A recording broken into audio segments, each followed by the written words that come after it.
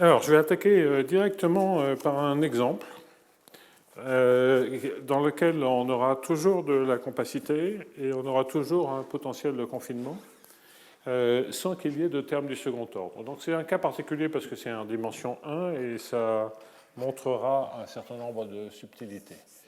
Donc en dimension 1,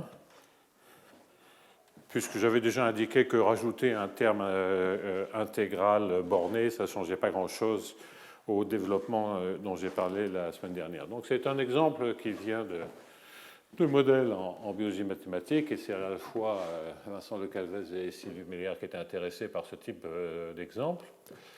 Et donc, je vais regarder cet exemple et puis je vais indiquer tout de suite des généralisations. UX, vous pouvez mettre un plus ou un moins devant, ça n'a rigoureusement aucune espèce d'importance, plus x de u. Et puis là, vous pouvez mettre, par exemple, plus u moins k étoile u. Alors, vous pouvez mettre un lambda égal. Ça, c'est l'opérateur AU dont on cherche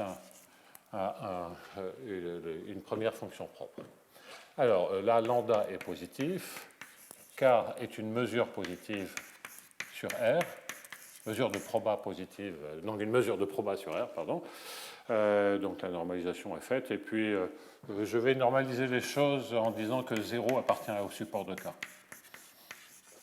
Ça, qu'est-ce que ça veut dire? Ça veut simplement dire que s'il n'est pas dans le support, vous rajoutez une masse de Dirac en 0, et vous rajoutez plus 1 ici, et puis vous divisez, vous mettez un 1,5 pour normaliser les choses. Donc on peut toujours supposer ça sans hypothèse.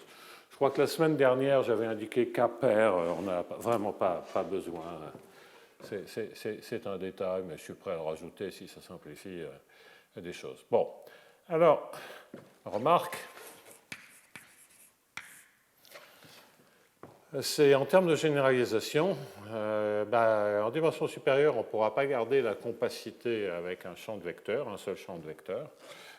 Donc, ce sera toujours en dimension 1. Ce sera d'avoir un B de x ux plus A de x u plus un lambda de x u moins k de x y u de y dy. Bon, alors là, les hypothèses sur K, c'est comme la semaine dernière. Le K de XY, c'est comme la semaine dernière, c'est doublement une matrice de transition. L'intégrale de K dy vaut 1 presque partout en X. L'intégrale de K de X dx vaut 1 presque partout en Y. Bon.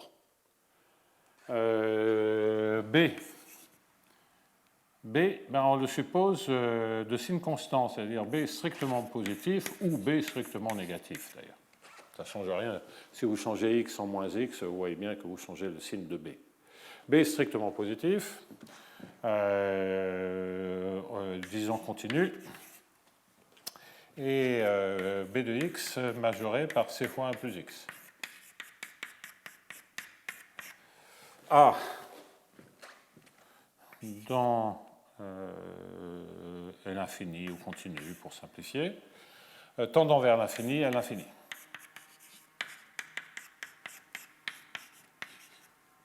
Ok, donc c'est vraiment un potentiel de confinement. Lambda de x, je les prends tous continu borné, et puis 1 de lambda sur R strictement positif. On peut prendre des lambdas qui croisent, des lambdas qui tendent vers 0, etc. Mais un lambda qui s'annule, ça c'est plus gênant. Donc là, je mets 3 petits points. Alors, il y a parfois des raccourcis liés à x2 que je vais emprunter. J'indiquerai, quand je m'en souviendrai, j'indiquerai quelles sont les variantes d'arguments qu'il faut prendre lorsqu'on n'a pas x2, lorsqu'on n'a pas une constante ici. Mais gardez en tête que ce qui est crucial dans tout ça, ça sera de comprendre pourquoi lambda 1 est fini et pourquoi on a de la compacité pour créer l'existence.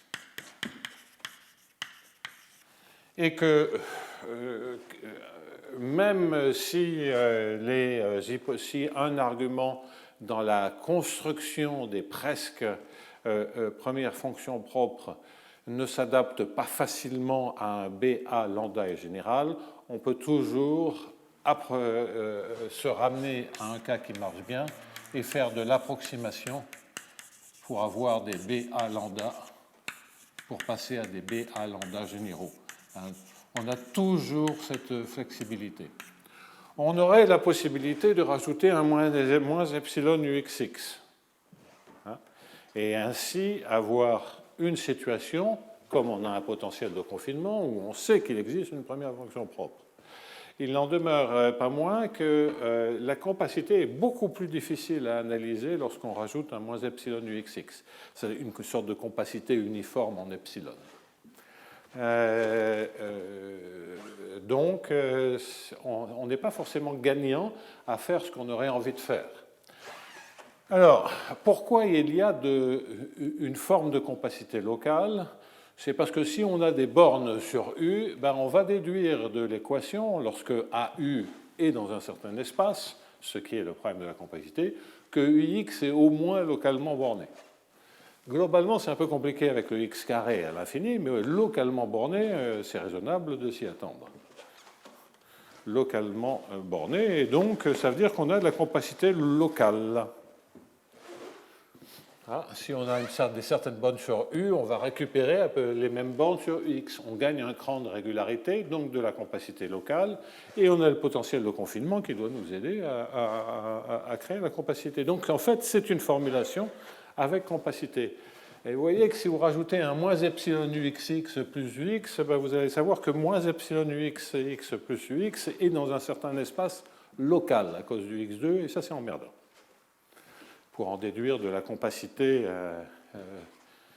quand epsilon tend vers 0. Bon. Donc il est bien de pouvoir travailler directement.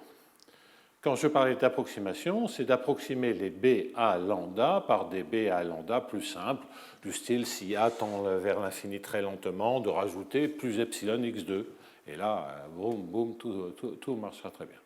Donc, quoi qu'il en soit, je ne vais pas essayer de faire le plus général possible, je vais me concentrer sur ce cas particulier, en notant que l'opérateur adjoint A étoile, autre remarque, donc compacité, ça on comprend pourquoi c'est important, et puis je vais faire un petit commentaire sur lambda 1 plus petit que l'infini dans un tout petit instant. L'opérateur A étoile phi, c'est moins phi x plus x de phi, parce que là, par dualité, le ux, ça donne un moins, plus x de phi, plus lambda phi,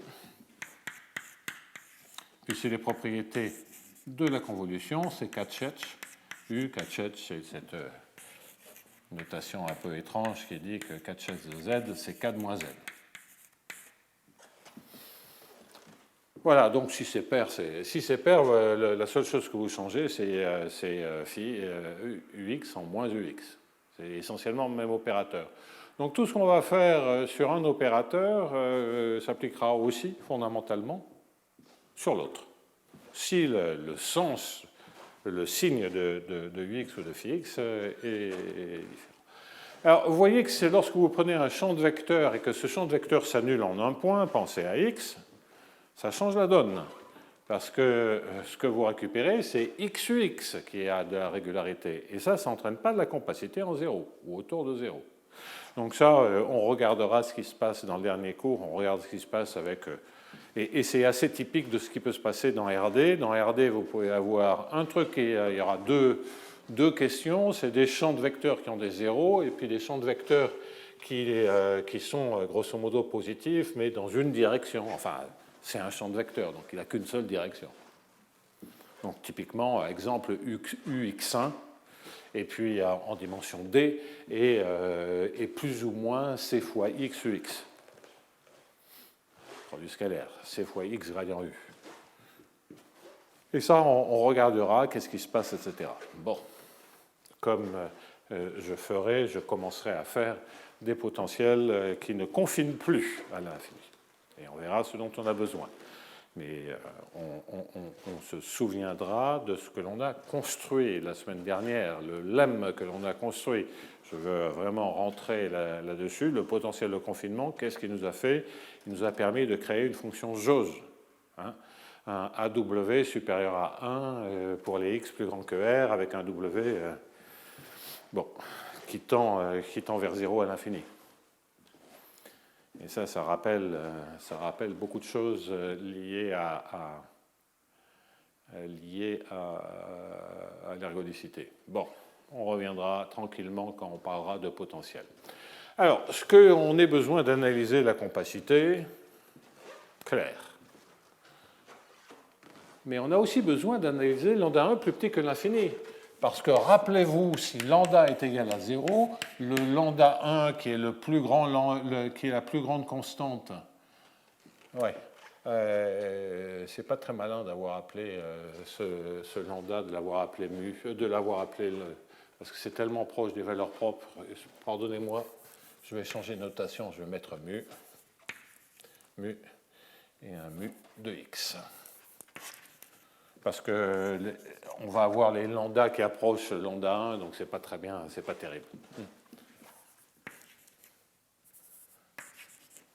Il y a un risque d'ambiguïté. Donc, oui, donc lorsque mu est égal à 0, ben on a déjà vu, hein, il y a quelques séances, on a vu qu'à ce moment-là, le lambda 1, qui est donc le moment où on ne peut plus faire des résolvantes positives, ben c'est plus infini. OK. Et donc, si on rajoute un cas, il va falloir se poser cette question, c'est pourquoi? C'est juste un opérateur borné, hein, ça c'est clairement borné, c'est multiplication par 1, et ça c'est aussi borné. L'exemple, c'est si k égale delta 0, on n'a rien rajouté. Donc je devrais aussi dire ça, ou si k égale delta 0. Parce que si k égale delta 0, là aussi ça vaut 0. Bon, donc il va falloir qu'on saute vraiment. Et effectivement, dès qu'on saute vraiment, ça sera possible. Alors, le théorème final que je vais avoir, c'est qu'il existe un unique couple lambda 1 U phi. Donc, je ne décris pas tout et l'unicité, c'est toujours à une constante près, de AU égale lambda U, de A étoile phi égale lambda phi, lambda 1 phi. Donc U strictement positif, phi strictement positif,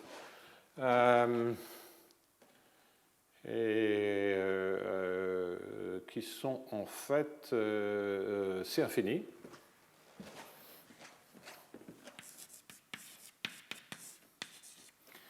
Et qui tendent vers 0 à l'infini.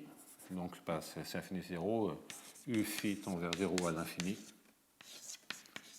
En fait, ils sont dans L2, mais aussi dans L1, dans tout ce que vous voulez.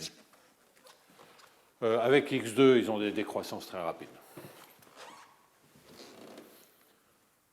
Comme dès qu'on a un potentiel de confinement, la semaine dernière, on l'a vu avec un potentiel de confinement en X puissance alpha, on a vu qu'on avait des croissances aussi rapides que l'on veut, et là, on a la même chose.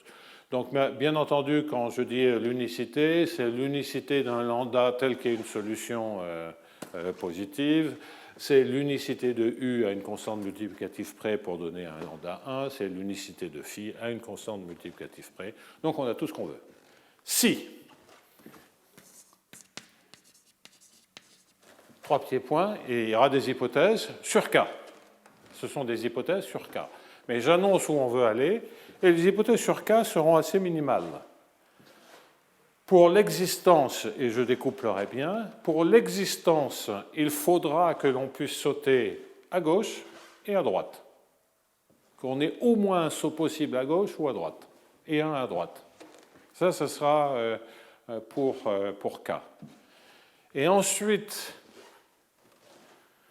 l'unicité, et la stricte positivité nécessiteront une hypothèse, je le dis oralement, et je les mettrai toutes ensemble, hein, même si stricto sensu, pour l'existence, on a besoin d'un peu moins. Ça sera une hypothèse qui est du style que si je regarde le support de K, j'ai un certain ensemble de points dans R. Si c'est R tout entier, c'est fini. Donc ça veut dire que j'ai sauté une fois. Je saute une deuxième fois à partir de ce support. Les points que j'obtiens, c'est le support de sigma plus le support de sigma. Ça me fait un ensemble plus gros parce que 0 appartient au support de sigma, de K. OK? Et puis je peux le faire autant de fois que je veux. Et ça, il faut que ça soit dense dans R lorsque je somme autant de fois que je veux. C'est-à-dire que par une suite finie de sauts, j'atteins, par une chaîne de sauts, j'arrive à couvrir la droite réelle tout entière. Alors, bien entendu, mais je le dis oralement pour qu'on s'habitue à cette hypothèse, bien entendu, si vous avez un intervalle, ça c'est gagné, ça sera automatiquement vrai. Et si vous avez un seul point à droite, un seul point à gauche, il faudra qu'il soit incommensurable, hein, que le rapport soit irrationnel. Parce que sinon, on générerait pile le réseau périodique de cette valeur. Et c'est nécessaire, hein, ce genre d'hypothèse. C'est-à-dire que justement, si on prend les deux points et qu'on prend pile le réseau périodique, il y a des objets qu'on ne veut pas. Comme par exemple des solutions périodiques. Donc, il y a vraiment des hypothèses.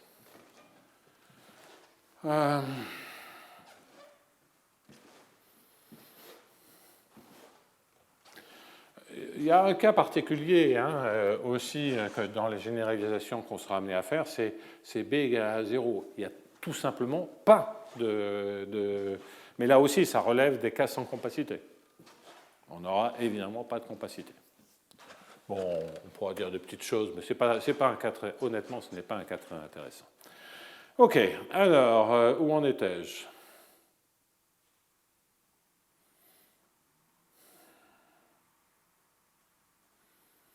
Donc, remarque, c'est plus tard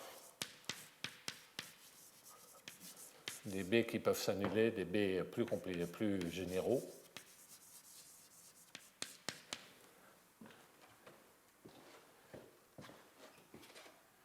Ouais. Cela dit, je réalise que si je prends B égale à 0, je réfléchis à haute voix là. X2 plus mu U moins K étoile U. Donc, le lambda U, donc le mu U, vous pouvez le virer, hein, parce que on va le mettre de l'autre côté et on va mettre égal lambda U. Hein, c'est l'équation aux valeurs propres, de sorte que lambda, c'est lambda 1 plus mu, moins mu.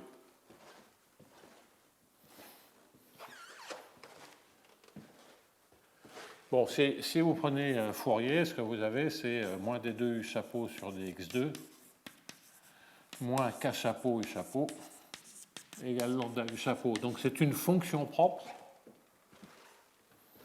de cet opérateur différentiel, hein, de cet opérateur de Schrödinger. Hein. Bon, alors du fait que K soit dans L1, K chapeau tend vers 0 à l'infini, donc ce ne sont pas des cas que nous avons regardés. Mais je vous signale ça pour montrer que c'est quand même pas inintéressant, hein, le cas où il n'y a pas de terme du premier ordre. Bon, donc ça c'est une remarque, on reviendra là-dessus. Bien.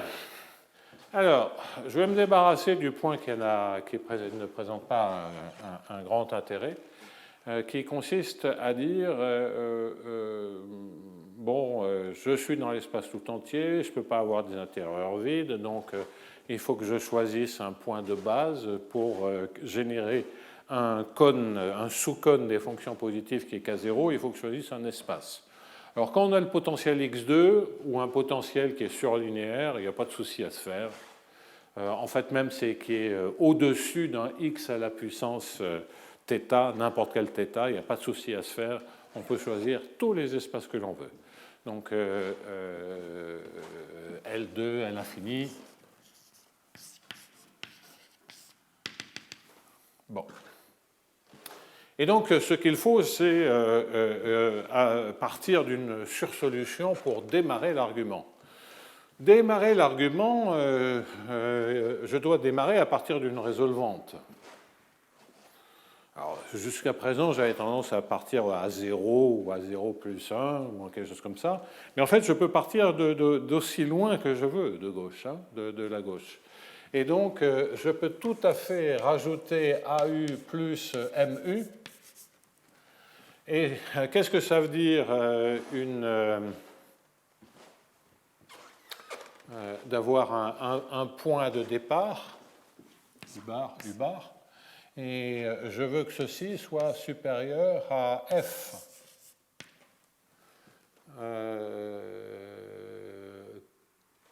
Ouais, et que U bar, ça c'est mon T, hein, T c'est A plus M moins 1. À cause du principe du maximum,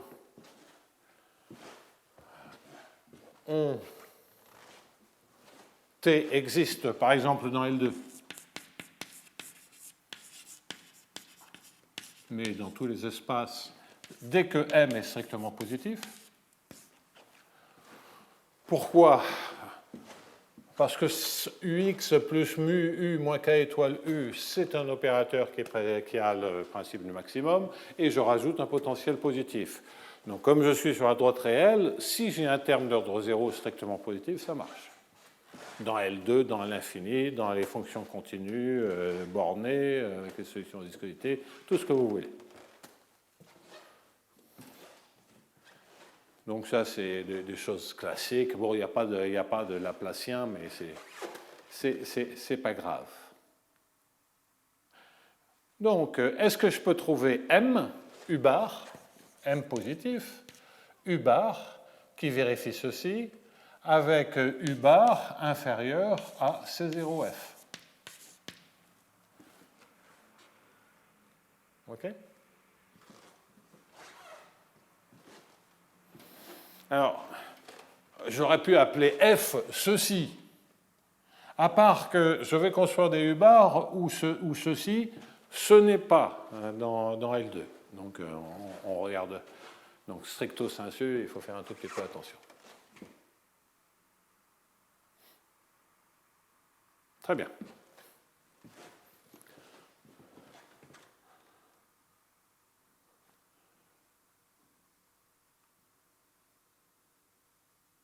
Ouais.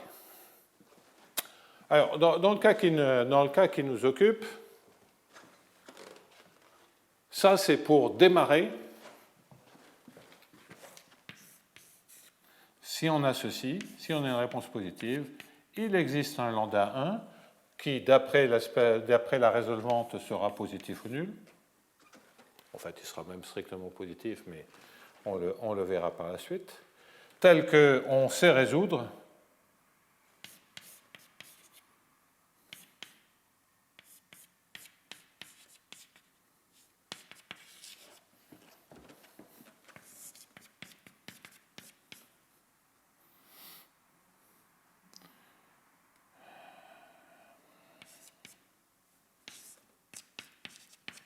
On sait résoudre ceci avec C lambda U bar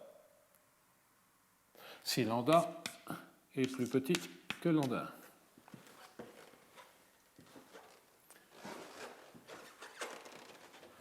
C'est juste donc l'amorçage. Après, il faudra comprendre si lambda 1 est fini, et puis après, il faudra comprendre la compacité, qui sont les deux points fondamentaux. Hein, c'est pour ça que j'ai mis des barres. Donc, je me débarrasse vite de ça. Bon, ben, ça, comment je vais m'y prendre? Ben, je vais prendre peut-être U égale 1 sur 1 plus x2. Bah, j'y vais comme une brute. Hein.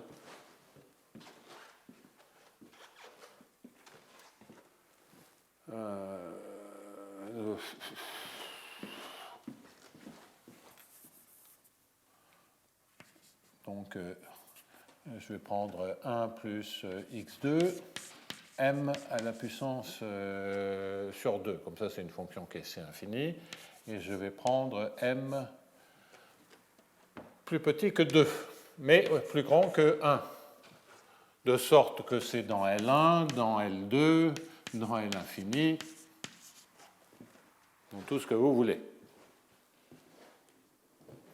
Ça, c'est mon U-bar. Et je calcule A U-bar, ou j'estime A U-bar.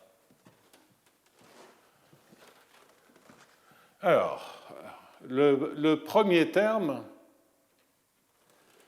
ça se calcule, et ça m'ennuie profondément, mais enfin bon, ça fait moins m x sur 1 plus x2 à la puissance m plus 2 sur 2.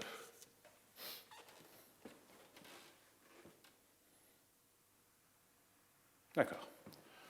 Le x2, ça fait x2 sur 1 plus x2 à la puissance m sur 2,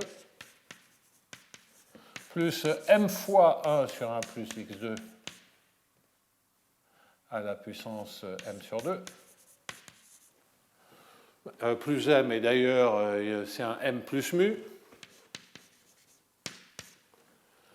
et je mets toujours supérieur ou égal, donc là j'ai fait un calcul exact, et donc là j'ai k étoile u bar.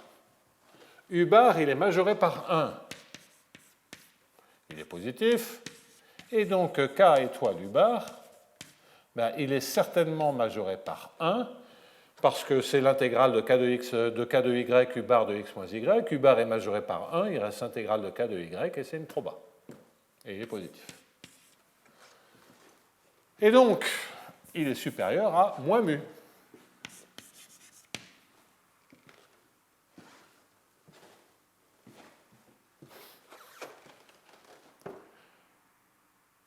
Bon, maintenant on regarde.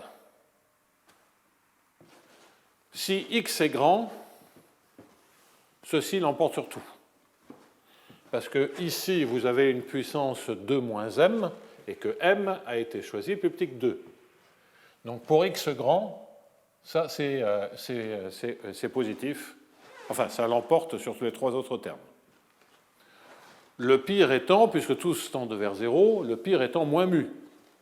Donc c'est juste dire que c'est plus grand qu'une constante.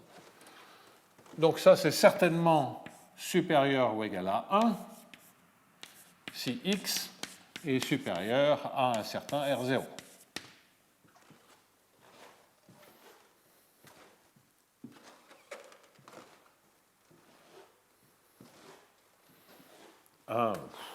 Tout ce que vous voulez d'ailleurs. Hein.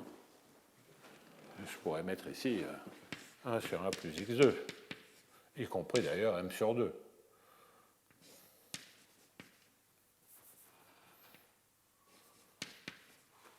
N'importe lequel, alpha sur 2. Donc ça, c'est vraiment entre parenthèses. Si vous voulez que ça soit dans l'espace qu'il faut.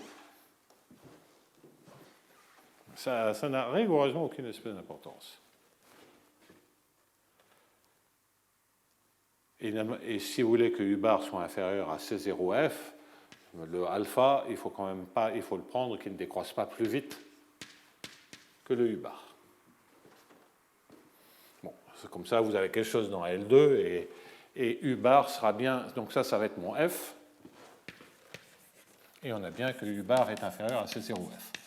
Cela dit, la minoration de AU bar, je ne l'ai obtenue que pour x grand. Et pour x plus petit que R0, bah, tous les trucs qui sont là sont bornés, et puis ça c'est strictement positif, enfin c'est minoré par 1 sur 1 plus R0 à la puissance m sur 2, et donc vous voyez que pour m grand c'est supérieur à 1.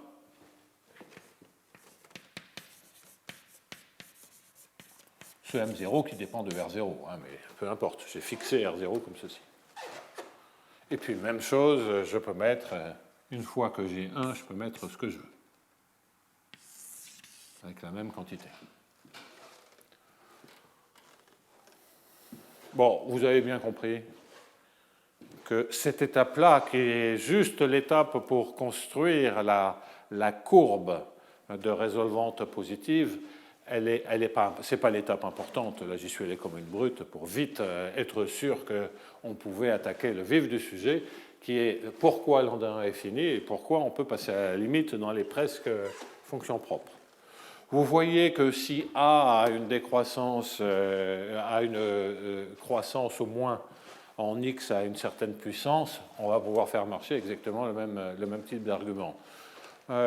Si A, le A de x potentiel tend très lentement vers l'infini, et d'autant plus qu'on a un B de x, vous voyez que le B de x à croissance au plus linéaire, et puis je l'explique, le B de x à croissance au plus linéaire,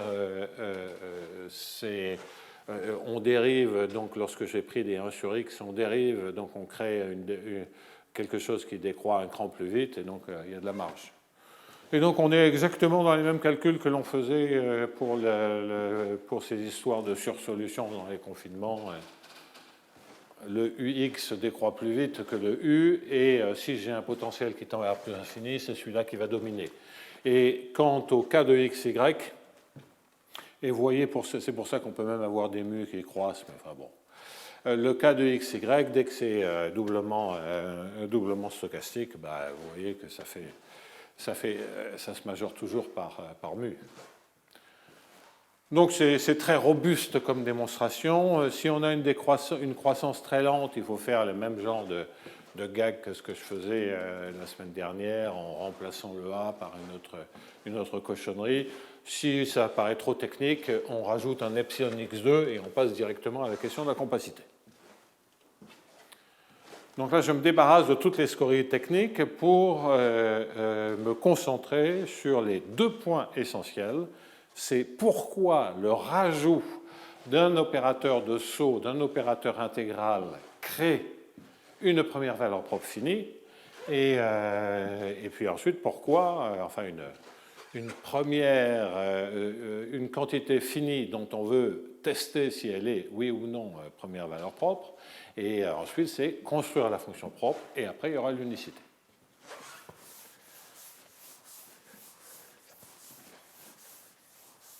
Alors on va tester. Et lambda 1 sera fini si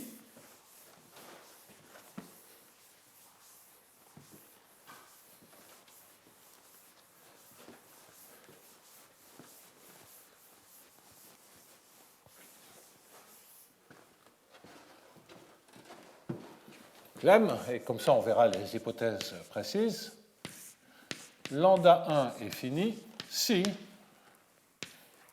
Alors je ne suis pas allé voir si c'était des si et seulement si, ça ne doit pas en être très loin. Il y a peut-être la possibilité de ne jouer du fait que j'ai UX. Pour UX et moins UX, on n'a peut-être besoin que de la moitié des hypothèses.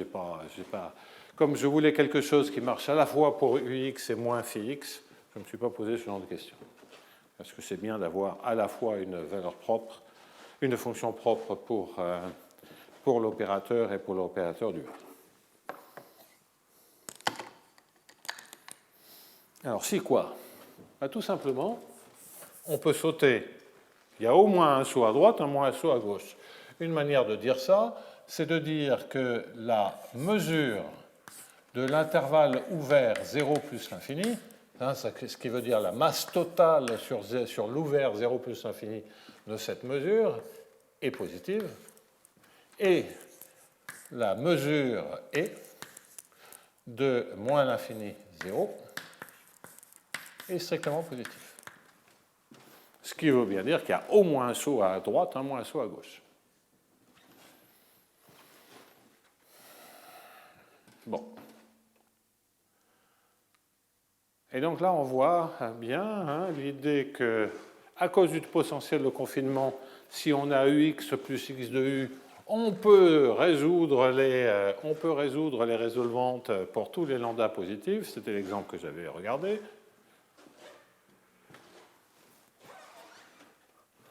Parce que grosso modo, la dynamique derrière l'opérateur, c'est juste une translation ici vers la gauche à vitesse constante.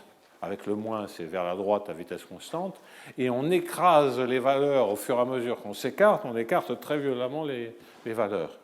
bah ça, contre n'importe quel exponentiel, ça, exponentielle du temps, quand vous intégrez au cours du temps, on a des résultats finis. Donc c'est pour ça que les résultats, les résolvantes, pourquoi? Parce que le champ de vecteurs qui ne s'annule pas vous fait aller à l'infini, et là vous écrasez les valeurs par x2. Le fait de pouvoir sauter à gauche et à droite vous fait revenir de l'infini. Et donc, l'affaire est beaucoup plus subtile. Ce n'est pas clair a priori. On n'a certainement plus, a priori, la construction évidente des résolvantes. Et c'est tellement peu clair qu'effectivement, le lambda est fini. On ne peut pas trouver des résolvantes.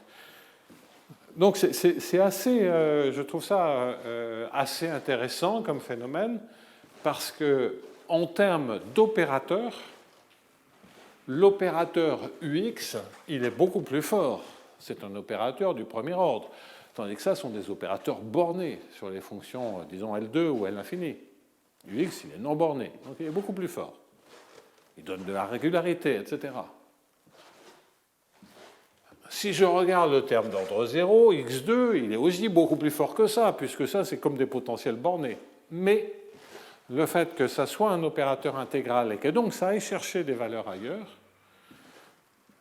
c'est moins fort en termes de moins singulier, moins fort que les deux autres opérateurs, mais ce n'est pas que la force qui joue pour créer la première fonction propre. Il y a toute la géométrie de la dynamique qui joue. Donc, quoi qu'il en soit, démonstration claire. Donc, je vais faire simple. On pourrait prendre des trucs plus compliqués.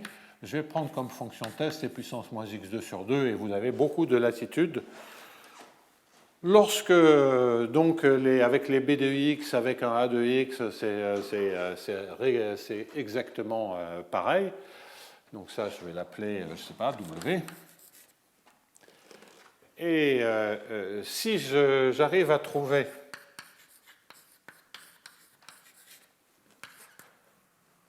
un C0 tel que AW soit inférieur ou égal à C0W, eh bien, je saurai que lambda 1 est plus petit que C0. Ça, c'est tout ce qu'on avait vu sur la partie abstraite.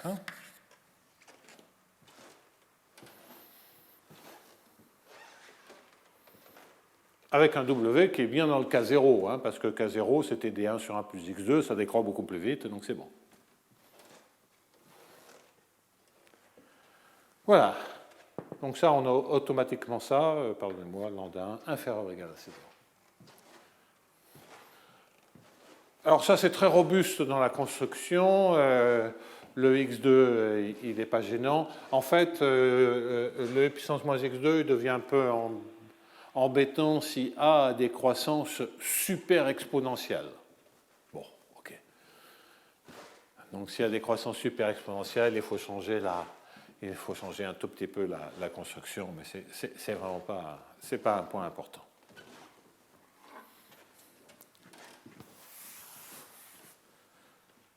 Donc il faut que ce soit plus qu'une exponentielle, c'est-à-dire au moins une exponentielle à une puissance plus grande que 1. Bon, okay. Et on peut modifier, parce que c'est juste pris cet exemple-là. OK. Donc on aura bien démontré le lemme, et pour ça il faut calculer le AW.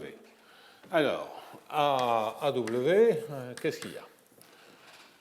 Il y a du UX qui fait du X et puissance moins X2 sur l'infini. Alors, premièrement, excusez-moi, c'est qu'il suffit, ce que je vais démontrer, c'est qu'en fait, AW est inférieur ou égal à 0 pour X grand.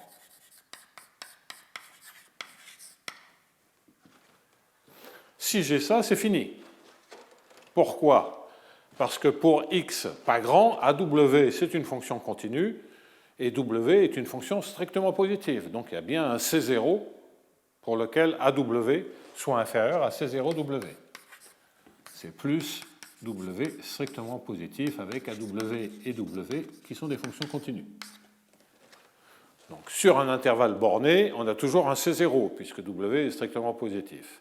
Sur le complémentaire d'un intervalle borné, je prétends que AW va être négatif. Donc il suffit d'analyser le comportement asymptotique. Et ça, c'est toujours vrai.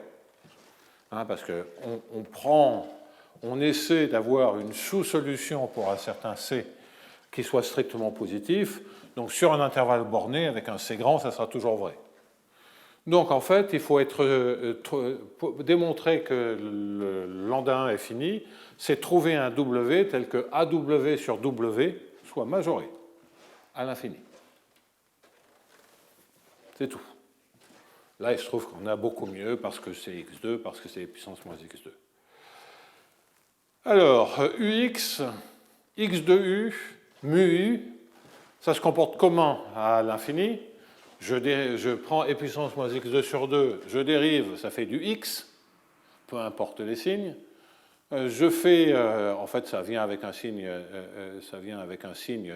qui dépend du signe de x, donc c'est du x en valeur absolue au pire du x et puissance moins x2 sur 2. De toute façon, le x2 sur 2 est plus grand. Le u, il n'y a rien devant l'exponentielle. Donc dans AU, vous voyez que AU est inférieur à une constante fois à l'infini. x2 et puissance moins x2 sur 2, moins mu k étoile u, k étoile w. C'est d'ailleurs AW. Donc, est-ce que k étoile w bat x2 et puissance moins x2 sur 2 à l'infini? La réponse est oui. Parce que la manière dont je vais traduire cette hypothèse, ça va être de dire que l'intégrale de delta à 1 sur delta, il existe un A et un B positif fini, tel que ceci soit strictement positif, et puis l'intégrale de moins A à moins B de dk soit strictement positif. Ça, c'est clair. C'est une conséquence de mon hypothèse. Bien. Et donc maintenant, je suis en train de regarder l'intégrale de e puissance moins x moins y carré sur 2 dk. De cette expression, je ne vais extraire, je vais la minorer. Il faut une majoration de AW, donc là je vais obtenir une minoration du produit de convolution, dk de y. Je vais la minorer par l'intégrale, donc k étoile w, qui est ceci, est supérieur ou égal à l'intégrale de a à b, plus l'intégrale de, c'est moins b à moins a, pardonnez-moi, b est plus grand, et puissance moins x moins y2 sur 2 dk de y. Alors, quand x tend vers plus l'infini, je vais me servir de cette intégrale. Quand x tend vers moins l'infini, je vais me servir de cette intégrale. Est-ce que c'est correct? Donc, il faut que ce soit plus... Si x est positif... Si x est positif, non. Si x est positif, je vais me servir de celle-ci. Donc, prenons x tendant vers plus l'infini.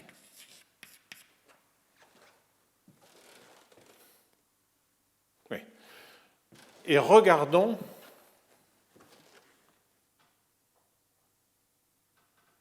cette intégrale-là.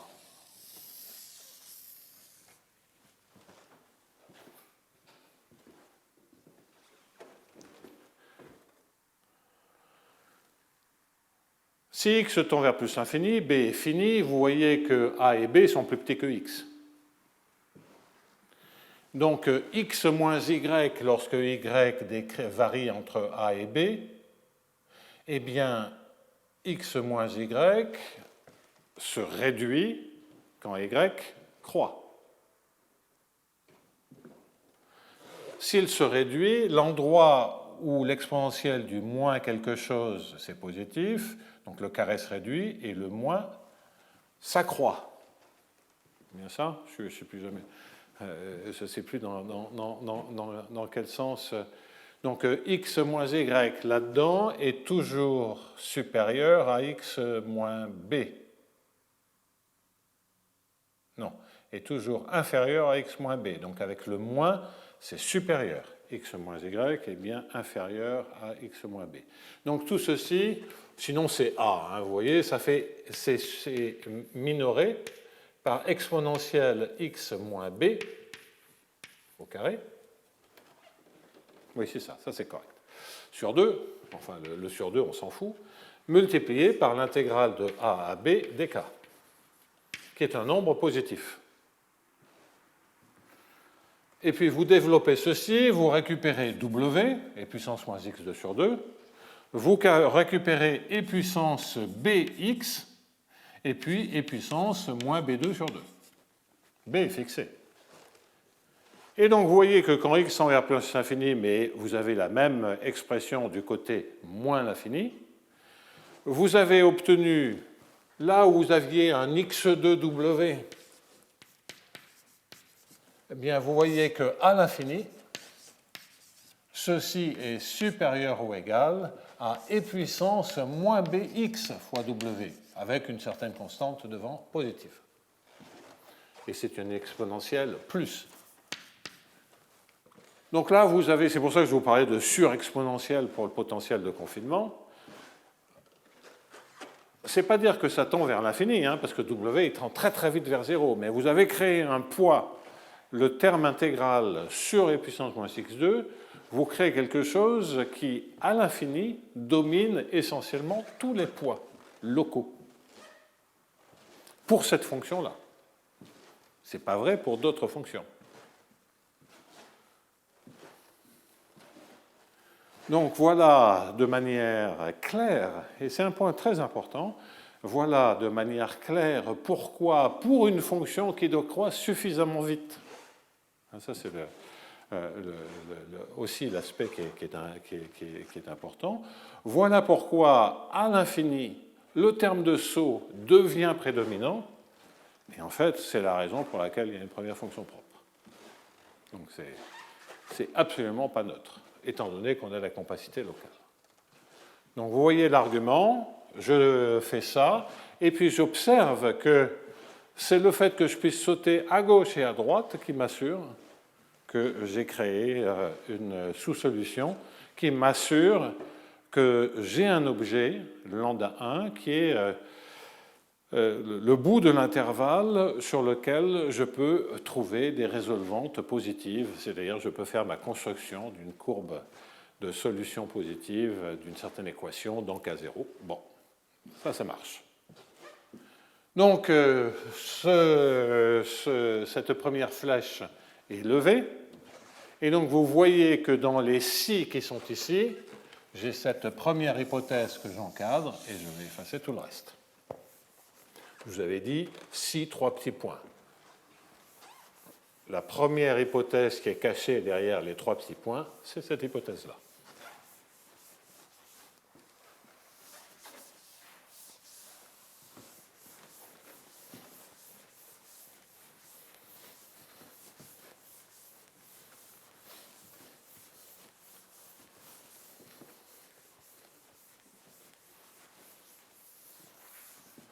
Alors, la compacité, la deuxième flèche.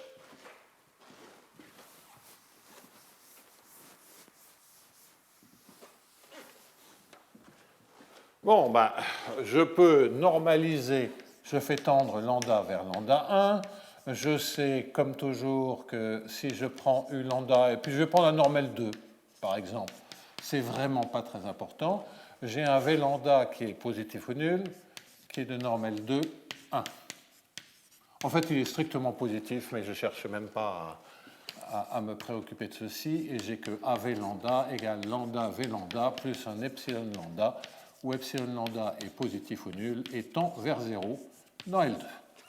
Donc je suis là. Et de ce bazar-là, il faut que je démontre que U lambda ou une sous-suite converge dans L2. vers une fonction propre. Donc je vais tout de suite supposer que V lambda, normalement c'est lambda n, converge faiblement dans L2 vers un certain V pour déjà avoir une limite, et puis on va essayer de renforcer la convergence. Alors, l'analyse à compacité va se dérouler dans L2, mais dans L infini, on peut le faire aussi, mais on a des bornes à l'infini locales, donc d'une certaine manière, la borne sur UX est très... On a des bornes à l'infini, donc la borne sur V lambda, sur la dérivée en d sur dx de V lambda est triviale de par l'équation. Mais il faut avoir la compacité dans L infini sur R tout entier, et donc là, il faut créer une fonction barrière à l'infini. Donc c'est un peu du style du 1 sur 1 plus x2, on peut le faire comme ça. Je vais faire L2, mais on peut faire L infini. Donc compacité L infini, OK, aussi. Il n'y a pas d'hypothèse là. Hein. OK. Donc, mais barrière. Et la barrière, c'est du même tonneau que la première construction que j'ai faite pour initialiser ma construction.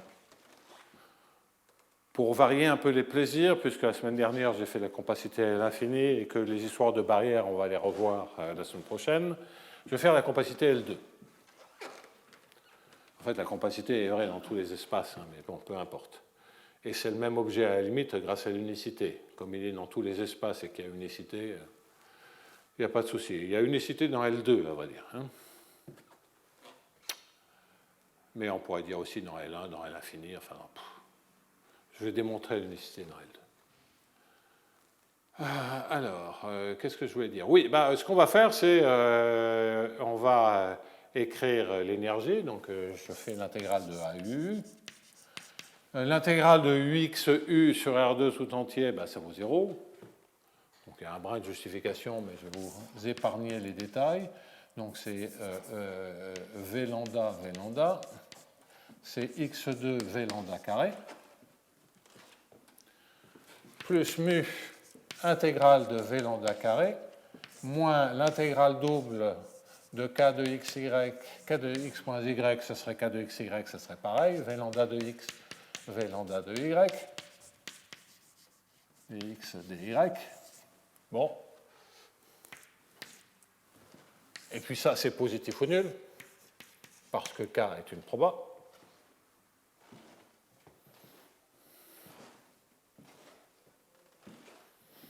Mais vous auriez un noyau doublement stochastique, ça serait exactement la même chose. Donc ça, c'est positif. Et c'est égal à quoi? C'est égal à lambda V lambda carré plus l'intégrale de epsilon V lambda. Ça, c'est le norme L2 1 et epsilon lambda en norme L2 tend vers 0. Ça tend vers lambda 1. Ça, c'est positif. Et donc, qu'est-ce que vous en déduisez? Vous auriez un potentiel quelconque, ça serait pareil. Vous en déduisez que l'intégrale de x2 v lambda carré est majorée par une constante. Bon. Estimation d'énergie. Donc, ça évite la construction de la barrière, mais bon. Alors maintenant que vous avez une borne, vous en déduisez que sur n'importe quel que soit R, donc on regarde K étoile U,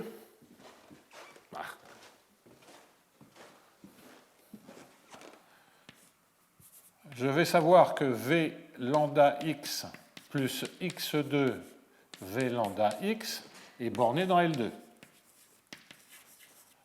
Pourquoi? Parce qu'au second membre, vous avez lambda V lambda qui est borné dans L2, ça tend vers 0 dans L2, et la partie qui est ici, il y a d'abord un terme qui est purement V lambda qui est borné dans L2 par normalisation, et K étoile V lambda, c'est un opérateur qui est borné dans L2, puisque K est dans L1. Propriété des produits de convolution. Donc ça, c'est borné dans L2. Ça, c'est borné dans L2 log, d'après l'estimation précédente.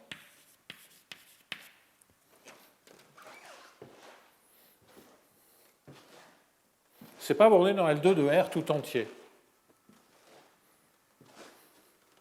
Et donc, l'intégrale sur de moins R à plus R de V lambda x carré dx est majorée par une constante qui ne dépend que de R et qui est indépendante de lambda. Donc vous avez une borne dans H1 log.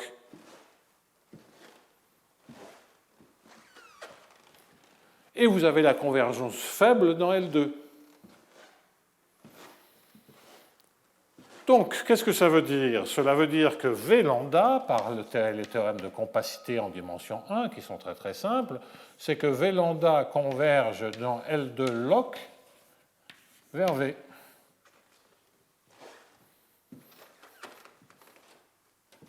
En fait, ils convergent uniformément localement, hein, puisqu'on est en dimension 1, l'espace H1, on a Hölder jusqu'à l'ordre 1,5. Et c'est la même limite que la limite faible, puisque toutes les limites sont des limites au sens des distributions.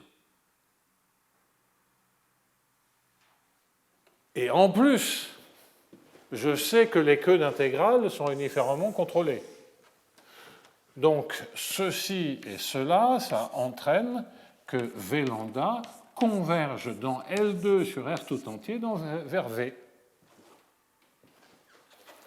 Et j'ai donc créé une solution de AV égale lambda 1 V. V est positif ou nul, et V est dans L2. V est normalisé dans L2. Ce n'est pas encore tout à fait ce que je vous ai dit, puisque je vous ai dit que c'était strictement positif et que c'était régulier.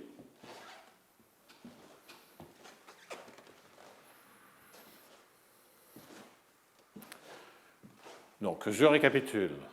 Les queues d'intégrale, parce qu'on a un potentiel de confinement, les queues de norme L2 sont uniformément petites.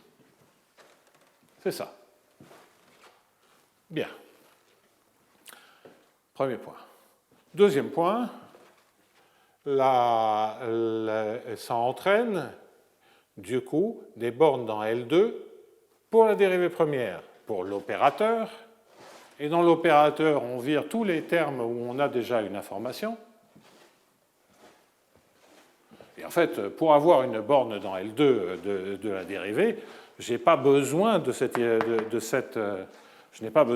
estimation, puisque je sais que V lambda est borné dans L2. Et sur un intervalle borné, X2, il est borné. Bien. Donc, l'opérateur me dit que la dérivée première est bornée dans L2 log, et ça me dit que les queues d'intégrale sont finies. Du coup, j'ai convergence dans L2, et j'ai créé quelque chose que j'ai appelé V, mais qui dans le théorème est U, qui est donc dans L2, mais qui est aussi une fonction continue, uniformément continue d'ailleurs, qui est en fait tend vers 0 à l'infini. Bon, enfin, peu importe. On peut préciser le comportement avec X2, on peut préciser le comportement à l'infini, c'est vraiment un problème. Je voudrais expliquer la régularité, et comme A étoile, c'est le même opérateur que A, et que l'hypothèse du lemme, c'est évidemment invariant lorsque je prends K au Katchetch, puisque vous échangez les deux sous-intervalles, les deux demi-droites. Donc, on a démontré l'existence, la régularité, je vais en dire un mot, mais il y a la stricte positivité, dont je n'ai pas parlé. Et la stricte positivité, ce sera assez utile pour l'unicité. Mais donc, vous voyez qu'en tout cas, pour la partie existence, on n'a besoin de rien de plus. Hein. C'est la seule hypothèse. La régularité, on a besoin de rien de plus. J'en fais une couche... Donc, grâce à la propriété H1 log, je sais que U et phi, hein, je reprends maintenant les notations. je sais que U et phi sont continus et même C1,5, log C1,5, bon, parce que j'avais H1. Mais si c'est C1,5, vous voyez dans l'opérateur, tout ça, ça fait lambda 1 U. Ça, c'est C1,5. Ça, c'est C1,5. Localement, c'est C1,5. Ça aussi. K étoile U, ben, produit de convolution, ça garde la régularité de l'un des deux membres, donc c'est un C1,5. Et donc, ben, ça entraîne que Ux et Φx, d'après l'équation, sont C1,5. C'est-à-dire C3,5, puis vous recommencez. Donc ça, c'est vrai parce que X2 est régulier. Sinon, vous pouvez être limité par la régularité des coefficients. Mais comme là, j'ai pris que des choses régulières, un lambda constant, vous avez toute la régularité que vous voulez. Bon, j'en ai pas outrement besoin, mais je le signale. Donc la régularité, ce n'est pas la difficulté. En revanche, U strictement positif, d'où ça vient?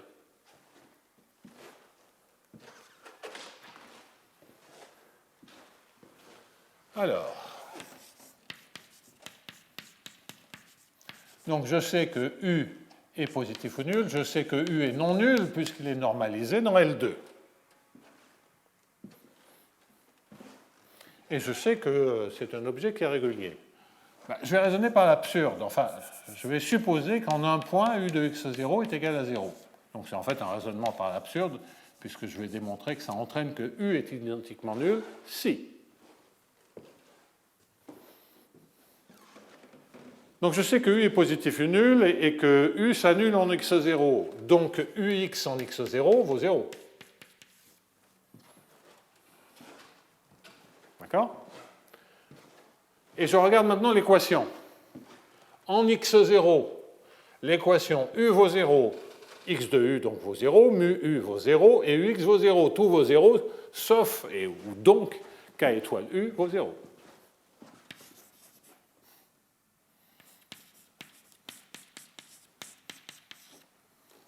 Ah, c'est l'équation.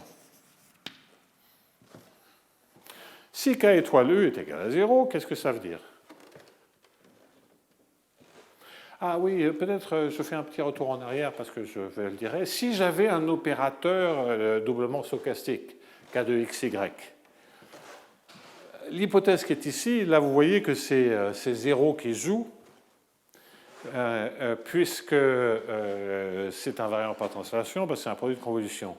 Donc déjà, l'analogue, ça serait de dire que l'intégrale de k de xy pour tous les y supérieurs à x et k de xy pour tous les y inférieurs à x est positif ou nul. Après, il faut bien regarder la démonstration pour voir quelle est l'hypothèse technique qui sort. Donc il y a une hypothèse technique, on peut travailler, on peut généraliser. C'est un peu du travail et c'est justement pour ça que je voulais simplifier la présentation en prenant qu'on ne se noie pas dans un déluge technique qui n'a aucun intérêt. Mais l'idée est claire, hein, c'est qu'on perd l'invariance par translation lorsqu'on n'a plus le produit de convolution. Et donc on a la question qui s'estompe quand x tend vers l'infini parce qu'il y a le puissance moins x2 sur 2. Mais disons pour x borné, bah, il faut que essentiellement uniformément en x, on puisse vraiment sauter à droite et vraiment sauter à gauche. Bon, voilà. Pour les x bornés, c'est ça qui joue. Donc il y a une hypothèse comme ça à droite de x et à gauche de x. Il y a une hypothèse comme ça qui joue en chaque x, et puis il faut le faire de manière un peu uniforme. Donc le plus simple, c'est de dire que si x est borné, j'ai un a et b positif tel que l'intégrale de k de xy pour y compris entre x plus a et x plus b est uniformément minoré. Donc vous voyez le genre d'argument technique, je les signale, ça n'a rigoureusement aucun intérêt. Vous verrez là aussi qu'il y aura une petite modification puisque les supports des k de xy varient. Le support en y de k de xy varie avec x. Donc l'enchaînement des supports doit être fait à partir de chacun des supports du point où on est arrivé. Donc ce n'est pas juste une addition algébrique. Là, c'est plus simple à écrire. Alors, pourquoi je parle d'addition algébrique? Parce que là, je suis parti de x0, et puis regardez, j'ai maintenant l'intégrale de dk de y, U de x moins y.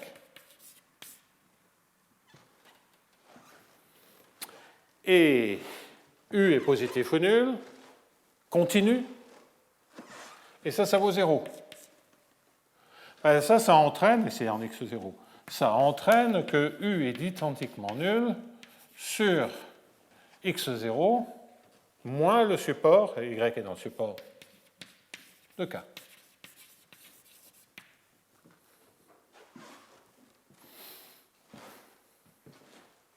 Bon, alors là, on est d'accord. Maintenant, ce que j'ai fait en x0, je peux le répéter en n'importe lequel de ces points. Donc, U est égal à 0 dans x0 moins le support de K. Donc, je vais appeler ça, ce support de K, je vais l'appeler sigma. Moins, c'est quoi? C'est sigma plus sigma, au sens de tous les points qui sont somme d'un point de deux points de sigma, etc.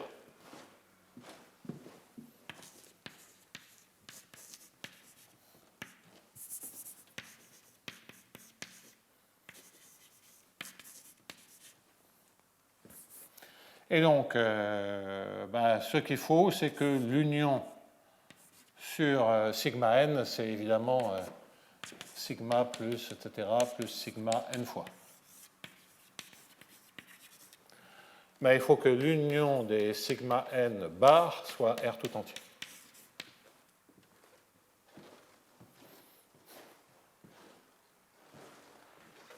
Donc, je fais un deuxième encadré, U phi strictement positif, si union des sigma n bar pour les n supérieurs ou égal à 1 est égal à R tout entier.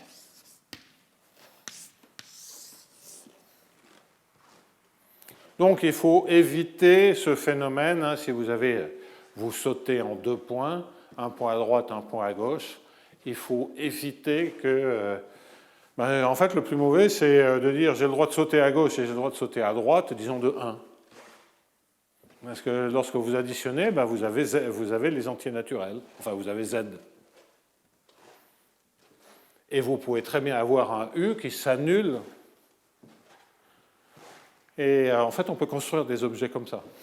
Donc, c'est lié à la périodicité. Donc, il n'y a absolument rien à faire. Dans lequel vous n'avez pas la stricte positivité, vous n'avez plus l'unicité.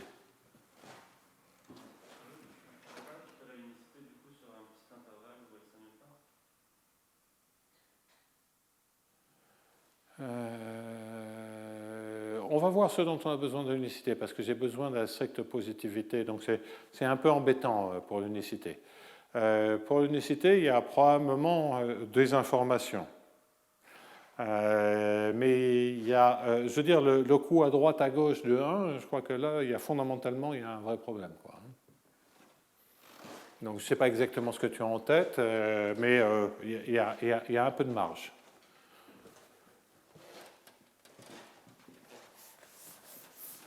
Et ça, c'est en fait une question pratiquement de contrôlabilité, ou d'irréductibilité sur les chaînes de Markov. À part qu'on est sur l'espace tout entier, on n'est pas sur un domaine compact. C'est l'idée qu'à partir de n'importe quel point, on peut se balader partout, quoi. Essentiellement partout.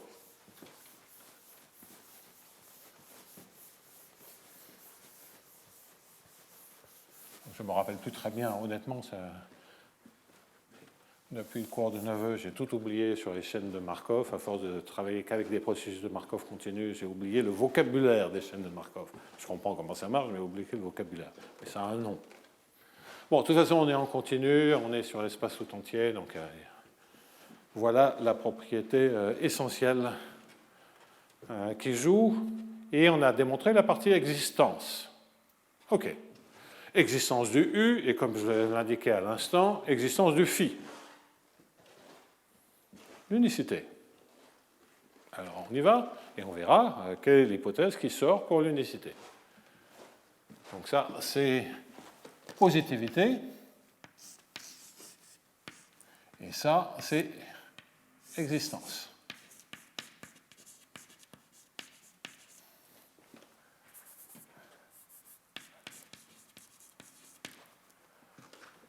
Voilà à quoi correspondent les boîtes.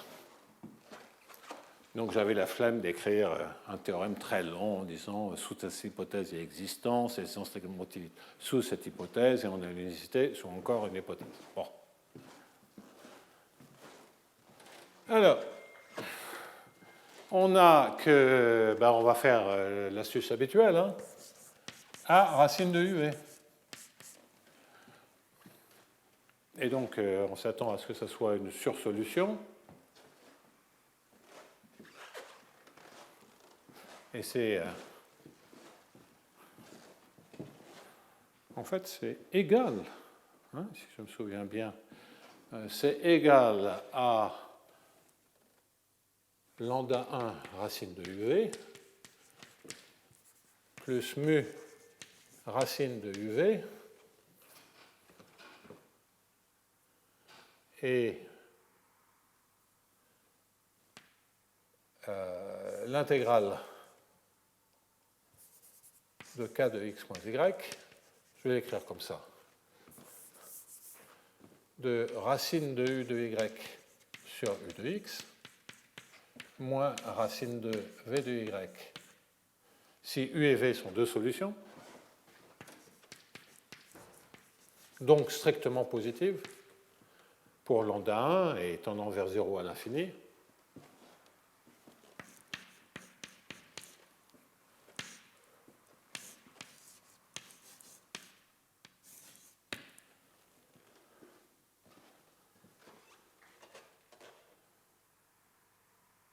ouais.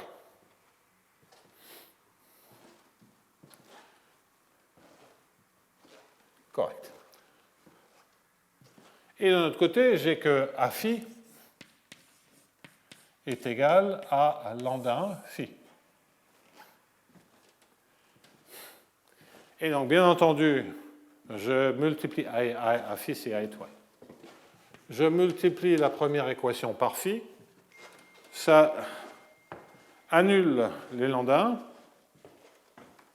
1. Alors, donc, oui, lorsqu'on multiplie par phi, bien, vous voyez que du coup, l'intégrale de phi racine de uv en x,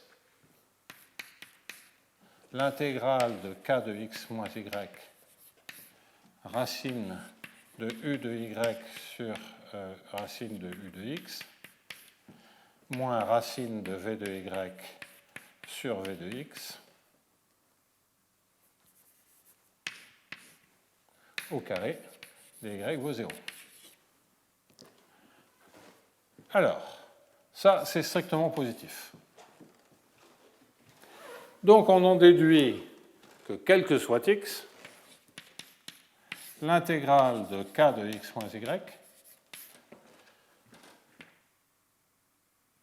et même ceci est continu en y, j'ai maintenant fixé x. Et donc, je vais savoir que ceci vaut 0 si x moins y appartient à sigma. Alors,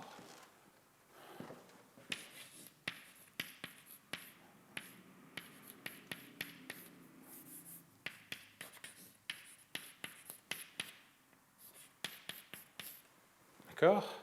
Si x moins y appartient à sigma. Donc l'astuce habituelle, elle vous dit ça. Sigma, c'est le support de k, hein, je vous rappelle. Et qu'est-ce qu'on voudrait démontrer? On voudrait démontrer que racine de u sur v est constante. Et vous voyez que ceci, c'est la même chose que de dire que racine de u sur v en x est égale à racine de u de y sur v de y.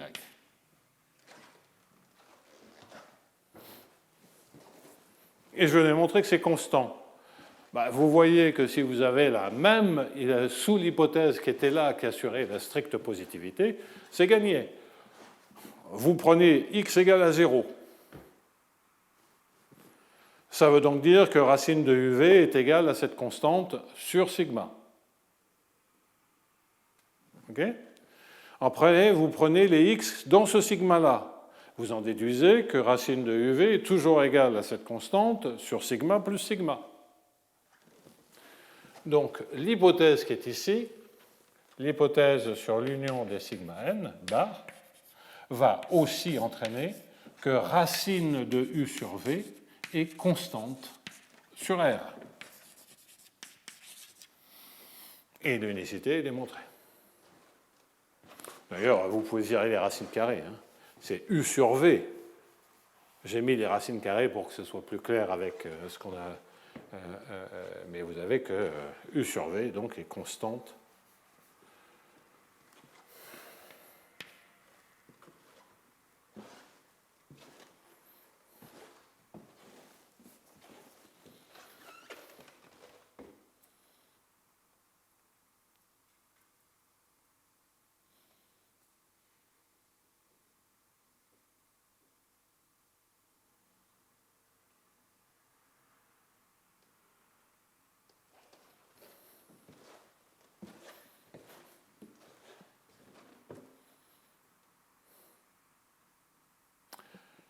Et donc l'unicité est ainsi démontrée. Je suis un peu perturbé par cette histoire. Bon, ce qui termine la démonstration du théorème. Et voilà. Bon, donc maintenant les trois petits points, vous voyez de quoi il s'agit. L'existence, c'est cette simple hypothèse. L'unicité et la stricte positivité, c'est cette hypothèse-là.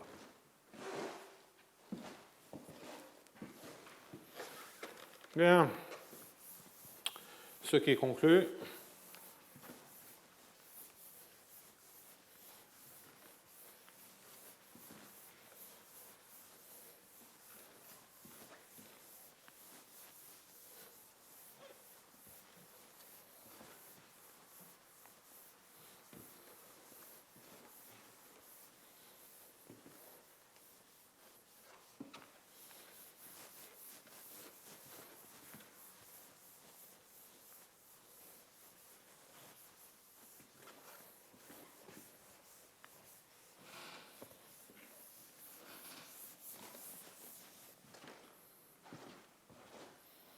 Ce qui conclut ce que je voulais démontrer.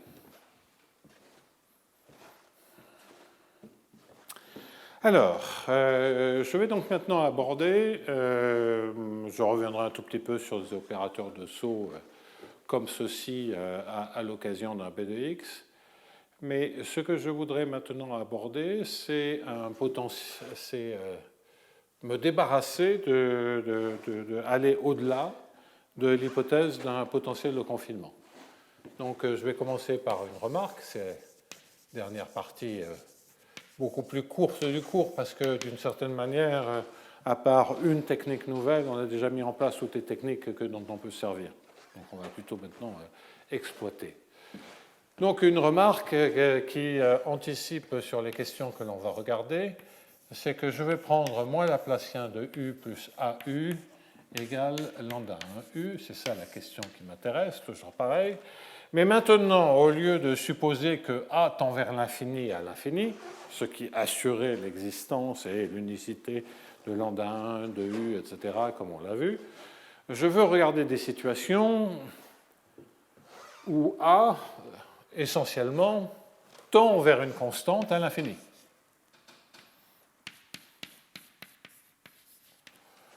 Comme la constante ne joue aucun rôle puisqu'on peut l'absorber dans lambda 1, je peux aussi bien supposer que A tend vers 0 à l'infini. Bien. Alors, chaque fois que je vais démontrer des résultats quand A tend vers 0 à l'infini, en général, il y a besoin de moins, de dire que la lim-inf de A est égale à 0, de trucs comme ça. Mais ce sont des généralisations pour le plaisir de généraliser. Grosso modo, si vous avez des fonctions qui sont raisonnablement foutues, si la lim-inf est nulle, ça veut dire que ça tend vers 0. Bon. Mais il y a des possibilités de généralisation de ce style-là, et j'en parle pas, donc je simplifie. Je ne veux pas m'embêter, je l'ai fait une fois, m'embêter à dire je prends des notions de convergence à l'infini générale. Je pourrais dire A est dans L infini et A tend vers 0 à l'infini, ça veut dire que le sup essentiel de la valeur absolue de A sur le complémentaire d'une boule tend vers 0 quand R tend vers l'infini. Bon. Je n'ai pas envie de m'embêter, et donc pour simplifier, je vais prendre A continu. Et donc c'est 0, ça tend vers 0 à l'infini. Vous pouvez rajouter des morceaux localement qui sont dans LP, avec des P convenables, etc. Il y a des tas de généralisations possibles, mais ces généralisations techniques, à ce stade du cours, je ne veux même plus en parler. J'en ai déjà parlé, j'en parle plus.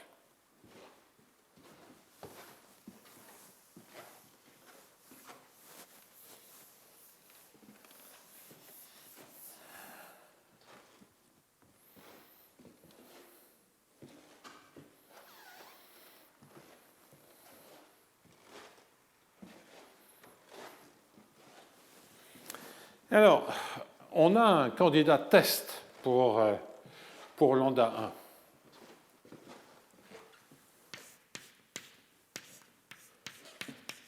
C'est la minimisation, c'est le minimum de l'intégrale de gradient U carré plus AU2.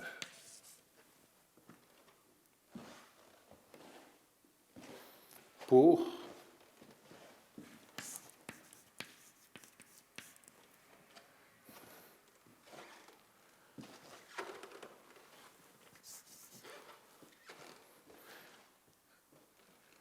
remarque slash exemple.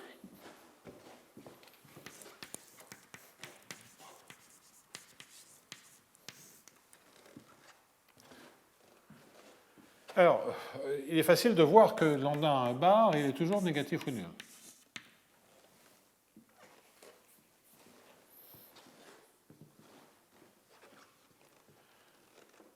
OK.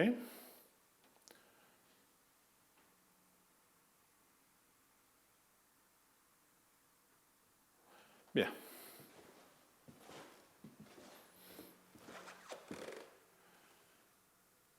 Alors, lambda 1 bar est toujours négatif ou nul. Pourquoi? Bon, c'est pas très très compliqué à voir, mais il suffit de prendre, par exemple, une gaussienne qui s'étale, du style e puissance moins n x2 sur 2, donc si je suis dans RD, et puis là-dedans,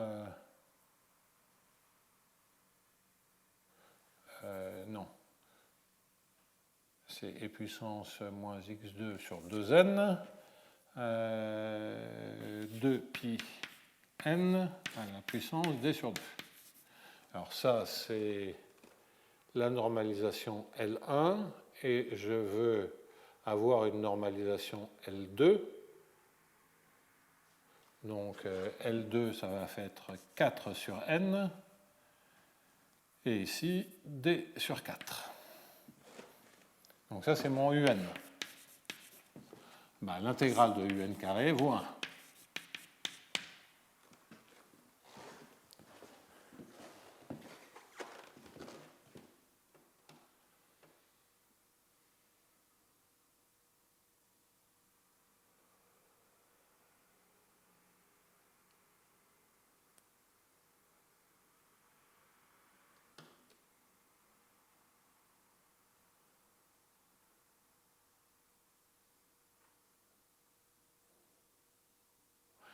Ouais, alors l'intégrale de gradient UN carré, bon, bah c'est pas très compliqué à voir. Hein.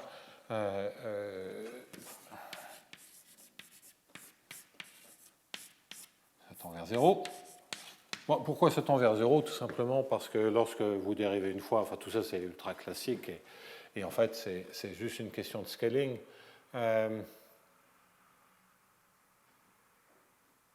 Oui, à part que ce que je suis en train de raconter, ça va être vrai en dimension supérieure ou égale à 3, mais enfin bon, on verra. Donc déjà, je reprends ce calcul-là rapidement. Donc lorsque je prends la dérivée, ça va me faire du x sur n. Donc je vais avoir du x2 sur n2.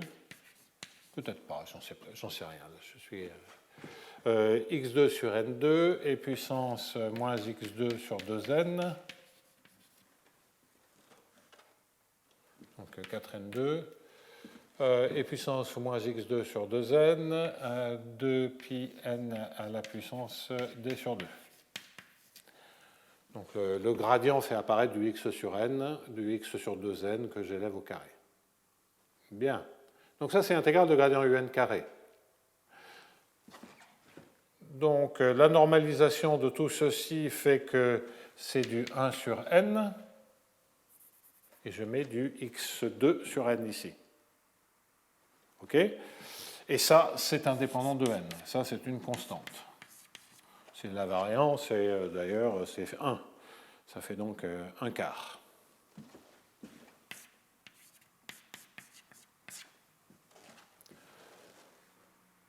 OK? Et j'ai du 1 sur n de vent. Ouais, correct. Donc, vous voyez que ça tend vers 0 comme du 1 sur n. J'ai dit des bêtises avec la dimension supérieure à 3. L'intégrale de AUN carré, bon, ben, UN il tend vers 0 ponctuellement à cause du 1 sur 2πn, et A tend vers 0 à l'infini. Donc l'intégrale de moins R à plus R de AUN carré tend vers 0 car UN tend vers 0 uniformément sur moins R plus R. Et l'intégrale sur x supérieur à R de AUN carré se majore par le sup de A pour les x supérieurs à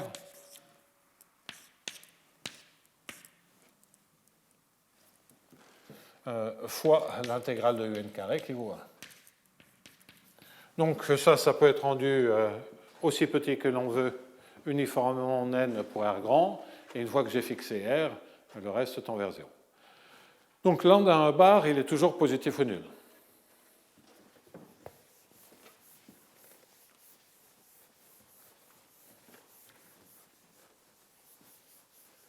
Première observation. Deuxième observation, si A est positif ou nul, on est plutôt mal barré. On n'est plutôt pas mal barré parce que l'énergie est positive ou nulle.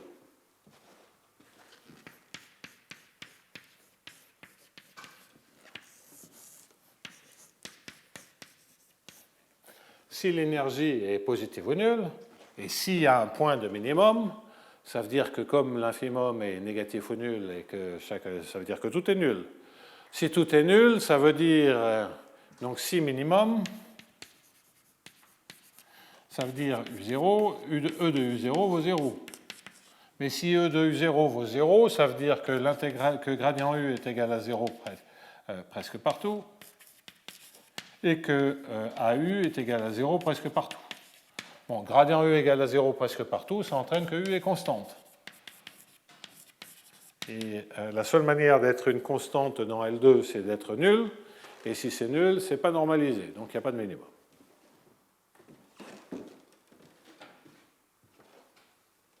Donc si le potentiel a tendance à confiner, mais faiblement, puisque avant quand on avait x2, ça marchait.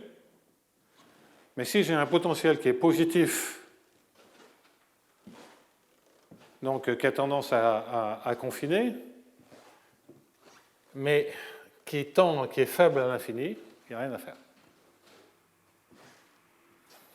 Donc s'il tend vers une constante à l'infini, il faut décaler par la constante, et si cette constante est au-dessus de ce qui se passe à distance finie, ça correspond à avoir des A qui sont négatifs.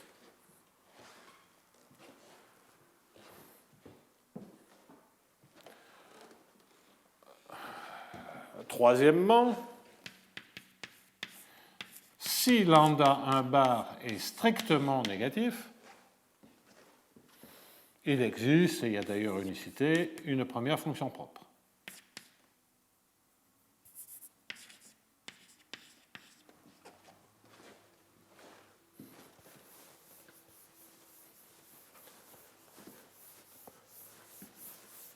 Alors, c'est exactement comme l'argument que j'avais fait quand le potentiel tend vers plus infini. Donc, je vais le faire rapidement. Je le mets provisoirement de côté pour dire une autre chose.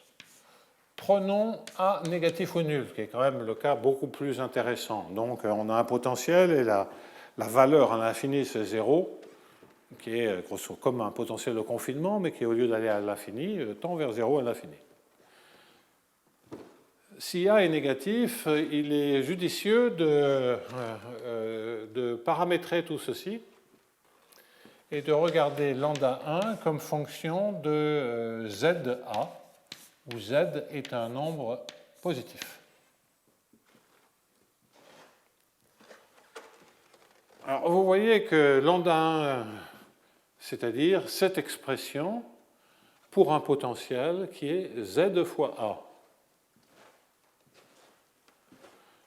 C'est une fonction qui est négative ou nulle, et c'est une fonction qui est décroissante.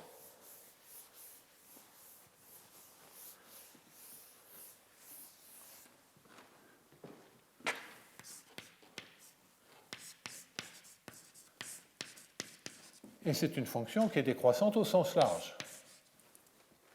Et dès que c'est strictement négatif, on sait, dès que c'est strictement négatif, on sait,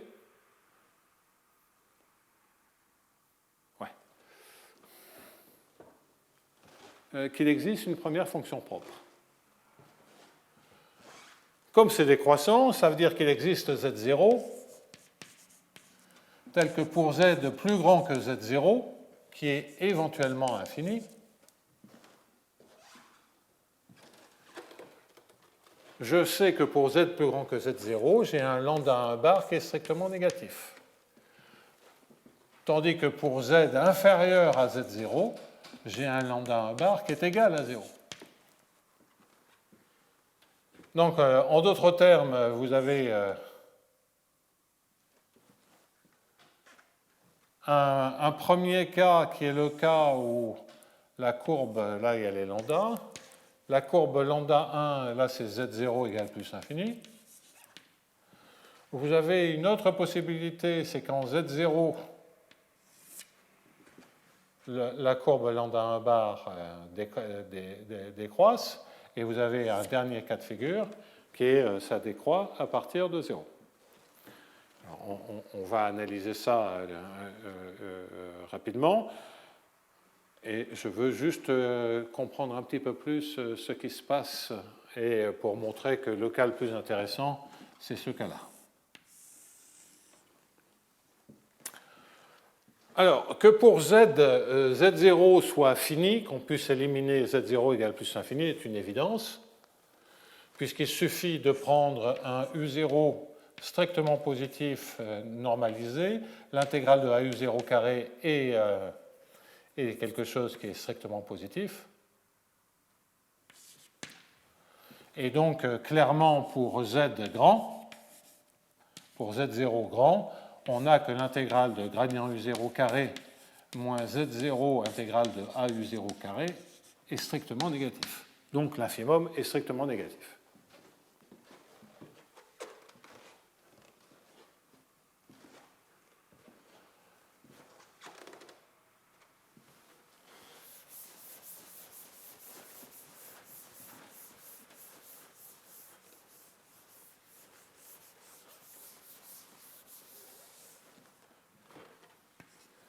Alors, si je prends un potentiel qui décroît relativement à l'infini,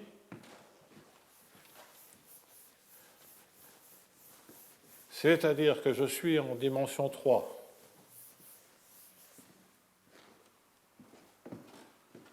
Donc ce sera en dimension supérieure ou égale à 3, dimension 2 est très particulière à cause des injections Sobolev, et que j'ai un A qui est dans LD sur 2.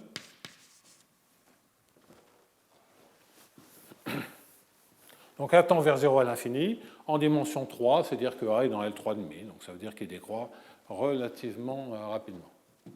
Enfin, rapidement. C'est du 1 sur x2, hein. La limite c'est du 1 sur x2 en dimension 3. Oui. Qui est d'ailleurs le scaling. Il faut que ça décroisse un peu mieux que 1 sur x2. À ce moment-là, Z0 est positif. C'est-à-dire que l'on est dans cette courbe-là. Ben pourquoi? C'est simplement que l'intégrale de AU2 est majorée par la norme LD sur 2 de la norme de...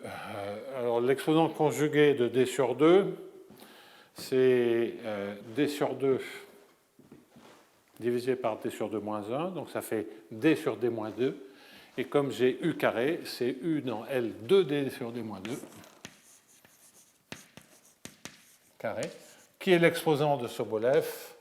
Donc c'est majoré par A LD sur 2. Je vais qualifier de constante de Sobolev S pour la constante de Sobolev au carré, gradient U dans L2 au carré. Et donc, vous voyez que clairement, si Z est inférieur ou égal à cette ALD sur 2 S2, alors lambda 1 bar de ZA est égal à 0.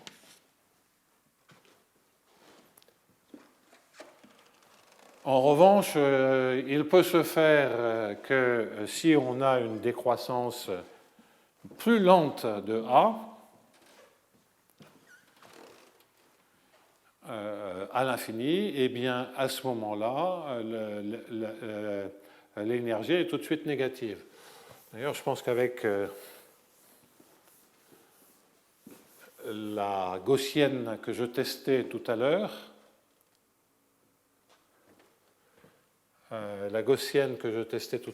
j'avais récupéré du 1 sur n.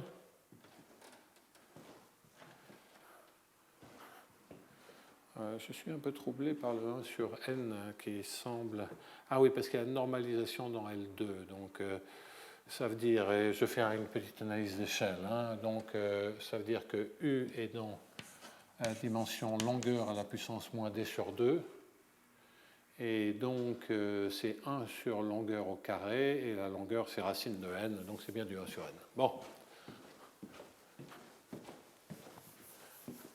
Alors, donc, on a vu que c'était de l'ordre de 1 sur n, le premier terme. Et le deuxième terme, quel était-il? C'était A. Et si je fais le un carré, c'est la gaussienne qui s'étale, comme n. Et donc, cela correspond à prendre A de racine de nx, exponentielle moins x2 sur 2.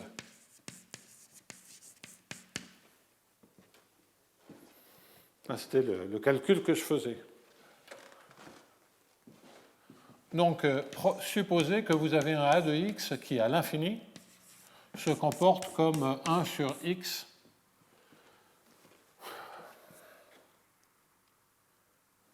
à une certaine puissance m. Bon. Ouais. D'ailleurs, 1 sur x2, c'est la décroissance limite en toute dimension, pas rien qu'en dimension 3, en toute dimension. Bien, puisque c'est d sur 2. Eh bien, vous voyez que lorsque vous mettez le racine de n comme ceci à l'infini, tout ceci va être de l'ordre de 1 sur n à la puissance m sur 2. Affecté d'un terme négatif.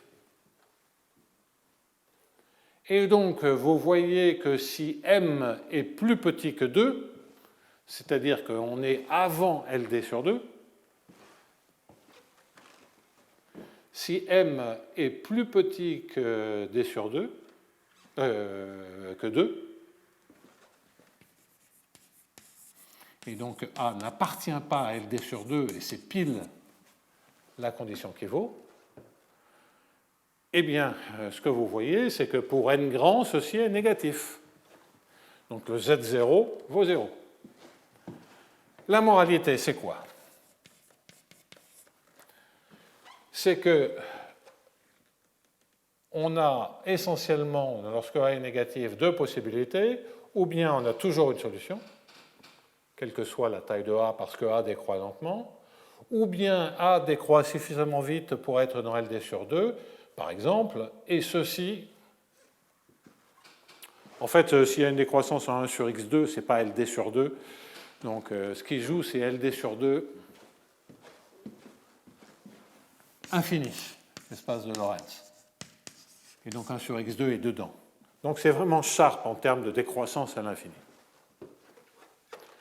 Parce que il faut se servir des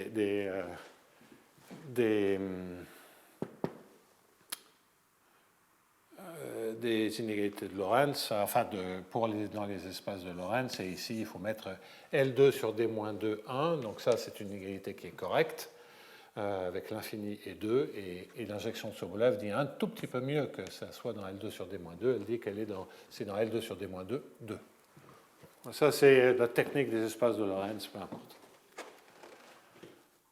Mais en tout cas, c'est utile pour des potentiels comme 1 sur x2 qui n'appartient pas à un espace LP, mais qui appartient à l'espace de Marcinkiewicz, le Lorentz infini. Donc c'est commode. Bien. Donc on a un tableau assez complet de cette stricte négativité.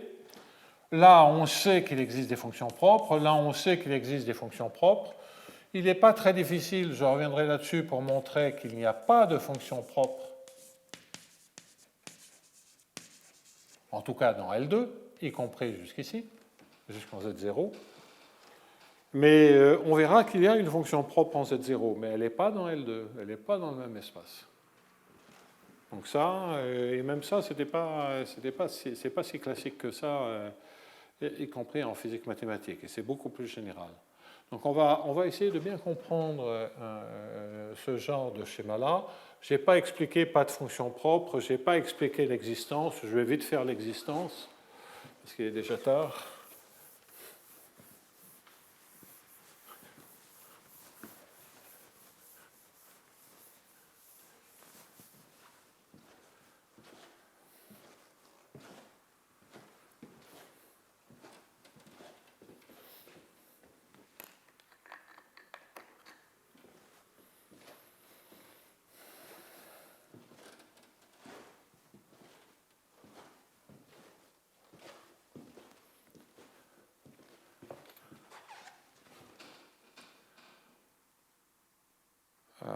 Je sais pas quoi.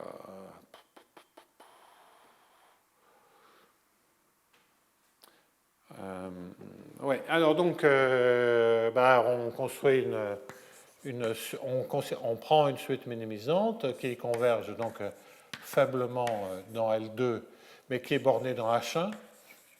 Donc ça, c'était comme pour le potentiel. Donc elle converge dans tous les dans L2 log uniformément vers un U.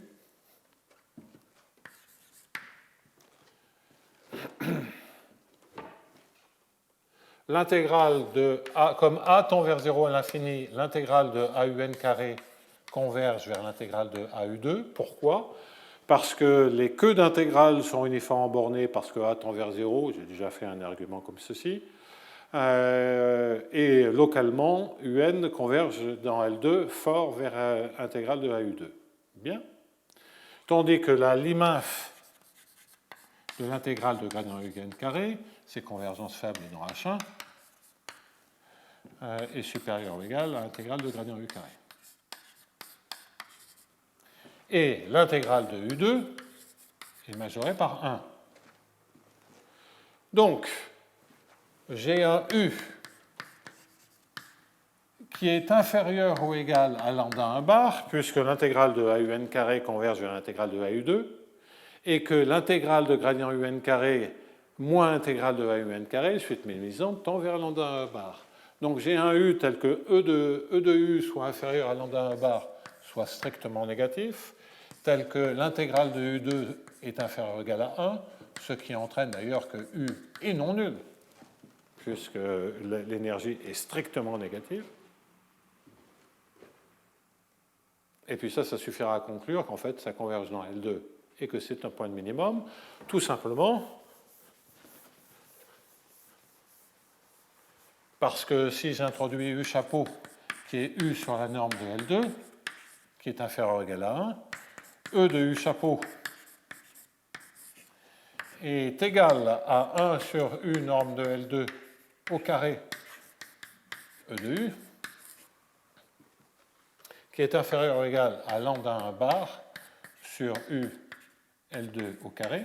Rappelez-vous, ça c'est négatif, UL2 est inférieur ou égal à 1, et ça c'est supérieur ou égal à lambda 1 bar par définition, puisque c'est normalisé dans L2. Bon, donc de ceci, vous en déduisez que U en norme L2 vaut 1, et que E de U chapeau de U vaut lambda 1 bar. En d'autres termes, c'est un point de minimum, c'est une fonction propre, il y a unicité, patati patata. Bon. Donc, on voit que le type de résultat que l'on avait avec des potentiels de confinement reste vrai si le potentiel tend vers 0, à condition que la première valeur propre soit strictement négative. Mais le mécanisme, ce n'est pas la compacité, hein, c'est maintenant la compacité, l'existence d'une fonction propre, est restaurée par un mécanisme qui compare, qui analyse ce qui se passe à l'infini, fondamentalement. On sent que c'est l'infini qui joue un rôle. La décroissance de A à l'infini, la taille des termes à l'infini. Bon, alors donc, et puis ça, c'est rien qu'avec une énergie. Qu'est-ce qui se passe si on commence à mettre des situations où on n'a pas d'énergie? Ça paraît délicat. Alors, on va analyser ça la semaine prochaine. Le fait qu'il n'y ait pas de fonction propre ici, pour un potentiel négatif. Alors, je ne vous dis pas que je ne prétends pas avoir des conditions nécessaires et suffisantes, comme d'ailleurs pour l'ergodicité, on n'a pas de conditions nécessaires et suffisantes, on a simplement des cas de figure qui sont raisonnables, au vu des exemples dont on dispose.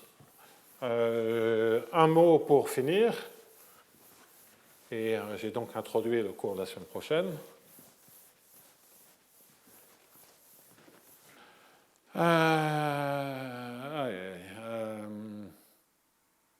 Oui, alors,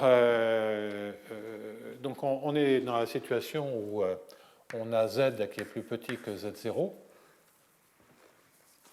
et on se demande pourquoi est-ce que l'on peut avoir un E de U avec U en norme L2 égal à 1 qui soit égal à 0, étant entendu que lambda 1 bar de ZA est égal à 0, quel que soit Z inférieur à Z0. Bon, alors plus simple que d'essayer d'obtenir un contre-exemple, je vais observer que le fait que lambda 1 bar soit nul en Z0, ça veut dire que l'intégrale de gradient U carré moins Z0 carré à U carré est positif ou nul. On est d'accord. Et donc, si je regarde l'intégrale de gradient U carré moins Z à U2, ça fait Z sur Z0, l'intégrale de gradient U carré moins Z0 à U2, qui est positif, d'après ce que je viens d'écrire. Mais comme Z est plus petit que Z0, il m'en reste un petit bout, qui est 1 moins Z moins sur Z0, fois l'intégrale de gradient U carré. Et donc, si j'ai un point de minimum ceci vaut 0. C'est la définition puisque le lambda 1 bar est nul. Si ça vaut 0, c'est la somme de deux termes positifs, ça veut dire que tout est nul. En particulier que le gradient U est nul, ça veut dire que U égale constante, U est dans L2, ça vaut 0. Donc il n'y a pas de solution pour Z plus petit que Z0. On le voit ici. Alors le fait qu'en Z0, il n'y ait pas de solution, en Z égale Z0, pas de solution L2, pas de solution L2. Alors, ça, c'est un résultat beaucoup plus subtil qui consiste à regarder, à dire que je n'ai pas de solution. Donc là, c'est B ou B, C, où C, c'est moins A, qui est positif ou nul. C tend vers 0 à l'infini, et je suis par exemple dans l'hypothèse où C est dans LD sur 2. Donc U dans L2, U positif, entraîne U identiquement nul. Alors ça, ce sont des vieux théorèmes qui sont dus, si je me souviens bien, à Barry Simon en physique mathématique, et c'est compliqué. C'est assez compliqué.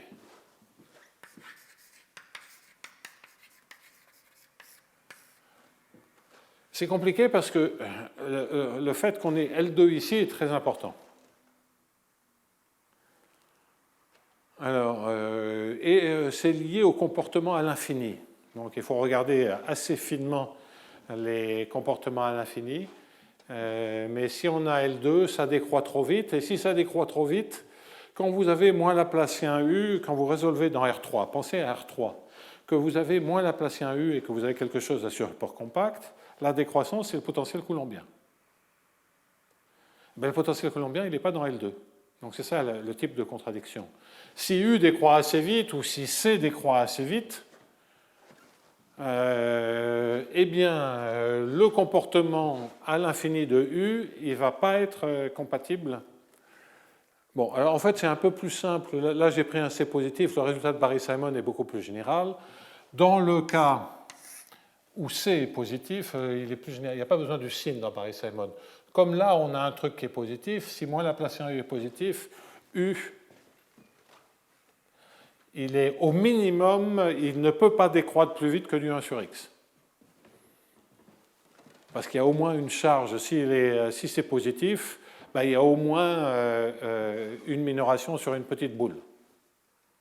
Et le potentiel newtonien d'une petite boule, il décroît comme 1 sur X à l'infini en dimension 3.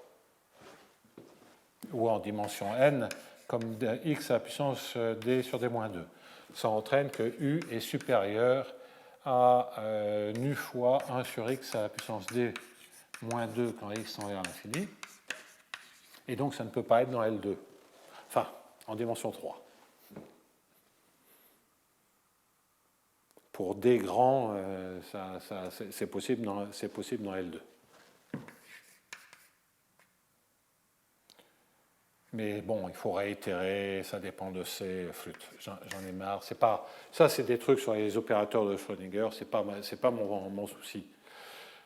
En fait, l'observation, c'est que je m'en fous un peu, et je n'ai pas envie de détailler, mais il y a des ennuis pour l'existence, mais en fait, ce qu'il y aura toujours, c'est une première fonction propre dont le gradient est dans L2 et qui est dans L6, en dimension 3, qui est l'exponence de Sobolev, c'est-à-dire à décroissance plus lente.